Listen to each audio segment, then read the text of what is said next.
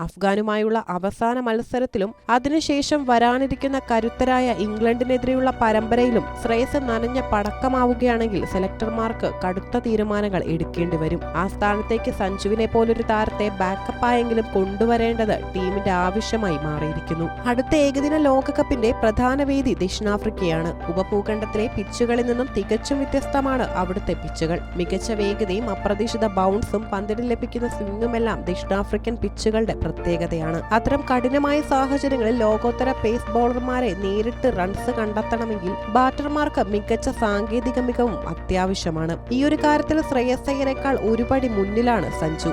Short പിച്ചുകളിലും ബൗൺസറുകളിലും Shreyas അയ്യർക്കുള്ള weakness അന്താരാഷ്ട്ര ക്രിക്കറ്റിൽ എല്ലാവർക്കും അറിയാവുന്ന കാര്യമാണ്. നെറ്റ്സിലും ആഭ്യന്തര മത്സരങ്ങളിലും കഠിനാധ്വാനം ചെയ്ത് അദ്ദേഹം ഇതൊരു പരിധിവരെ പരിഹരിച്ചെന്ന് അവകാശപ്പെടുമ്പോഴും അന്താരാഷ്ട്ര തലത്തിലുള്ള ഗുണനിലവാരമുള്ള പേസർമാർക്ക് മുന്നിൽ ഈ കുറവ് വീണ്ടും പ്രകടമാകുന്നുണ്ട്.